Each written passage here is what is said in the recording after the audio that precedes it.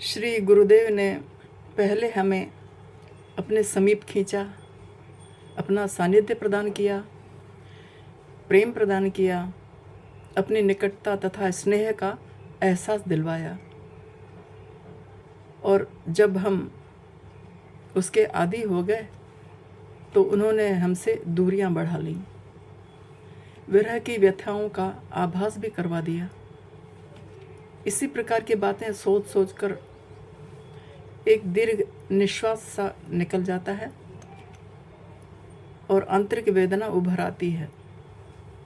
बस उन बीते हुए स्वर्णिम क्षणों को हम केवल याद ही कर सकते हैं। एक बार बहुत पुराने साधक से भेंट हुई थी।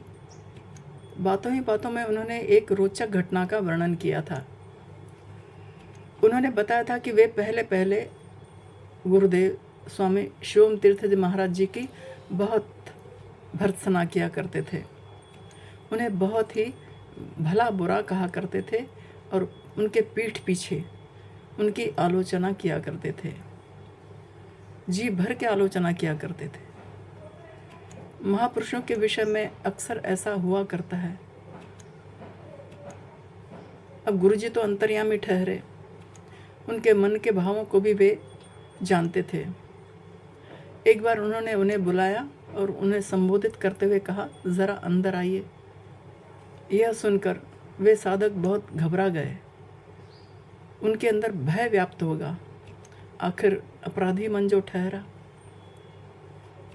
डरते डरते उनके पास गए। गुरुदेव ने उनसे कहा, सुनो, ये जो मेरा शरीर है ना, यह तो मृत है, मुर्दा है, यह मिट्टी का हो गया है। तुम इसे कुछ भी कहोगे, इसकी निंदा करोगे, इसे कितना भी अपमानित करोगे, तो भी इसके ऊपर कोई प्रभाव पड़ने वाला नहीं है। इतना सुनना था कि उन साधक को न जाने क्या हुआ। वे जोर जोर से रोने लगे। उनकी आंखों से लगातार आंसू बहने लगे और वे गुरुदेव के चरणों में गिर गए और उनसे क्षमा की याचना करने लगे। गुरुदेव तो बड़े दयालु हैं। उन्होंने तुरंत उन्हें अपने हाथों से उठाया और संभाला। उस दिन के बाद उन साधक के मुंह से गुरुदेव के लिए कभी भी किसी प्रकार के अपशब्द नहीं निकले। उन्होंने ही आगे बताया कि गुरुदेव स्वामी शिवम तीर्थ महाराज जी ने कई बार उनकी रक्षा की थी। एक बार शाम के समय वे अपने घर के बाहर ओटले पर लेटे हुए थे, गहरी नींद में थे। अचानक नींद में ही गुरुदेव ने नाम लेकर उनका जोर से पुकारा, आवाज़ दी। वे चौंक कर उठ बैठे। उठकर देखा तो एक बहुत बड़ा काला जहरीला बिच्छू उनके सिरहाने बहुत करीब आ गया था। थोड़ी देर और हो जाती तो बिच्छू ने तो उनको डंक मार ही दिया होता।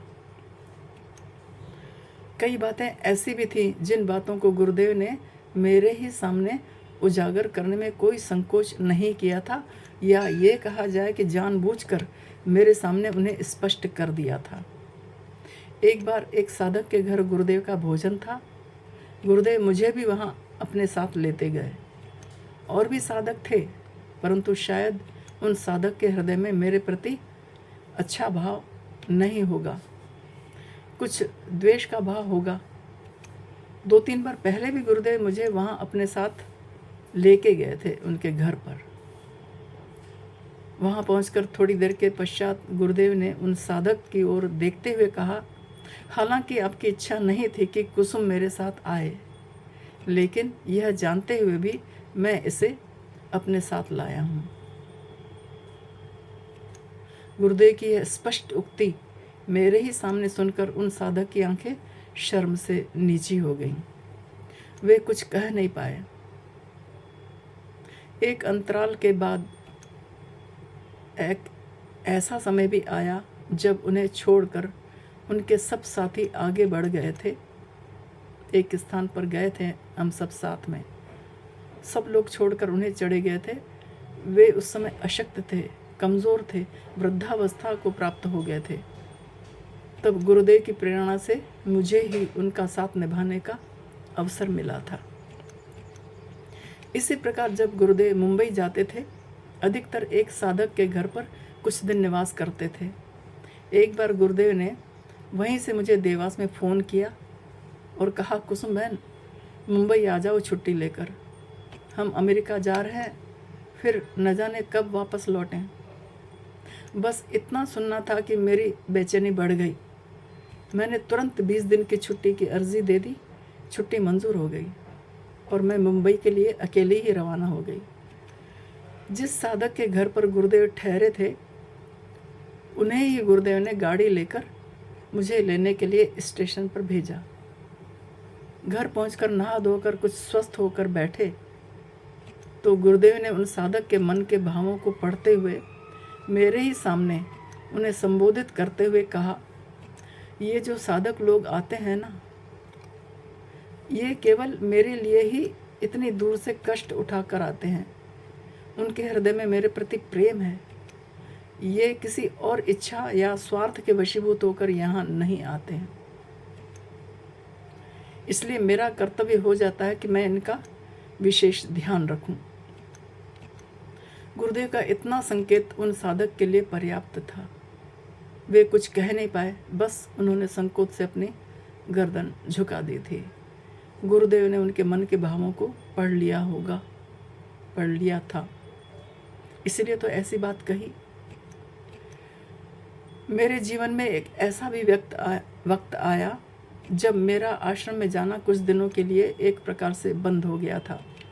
गुरुदेव के होते हुए भी गुरुदेव के दर्शनों के लिए मेरा आश्रम में जाना नहीं हो पा रहा था। माँ के मेजर हार्ट अटैक के कुछ वर्षों बाद ही उनका स्वास्थ्य गिरने लगा था। अंतिम समय स्पष्ट दिखाई दे रहा था। उनका स्नेह भी मेरे प्रति कुछ अधिक बढ़ गया था उन दिनों।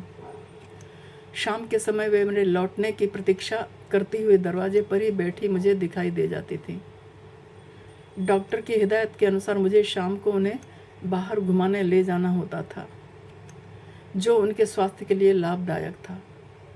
केवल शाम का ही वक्त मुझे मिल पाता था, जो अब आश्रम जाने के बजाय माँ की सेवा में ही व्यतीत होने लगा था। मुझे आश्चर्य होता था कि गुरुदेव ने भी उन दिनों मुझे कभी नहीं टोका था आश्रम में न आने के लिए। गुरुदेव तो सर्वज्ञ हैं, क्या गुरुदेव से माँ की वह स्थिति छुपी रह सकती थी? यदि इन दिनों गुरुदेव मुझे आश्रम में न आने का उल्हाना देते तो शायद माँ की सेवा में अवरोध आ सकता था। गुरुदेव की कृपा, गुरुदेव की प्रेरणा तथा गुरुदेव के आशीर्वाद के फलस्वरूप ही मैं माँ के अंतिम दिनों में उनकी सेवा करने में तथा उनका हृदय से आशीर्वाद प्राप्त करने में सक्षम हो सकी थी। गुरुदेव के ये संस्मरण उभर कर हृदय में आनंद के साथ साथ एक विचित्र व्यथा सी भर देते हैं, परंतु अब यही स्मृतियाँ हमारी अमूल्य निधि बन चुकी हैं।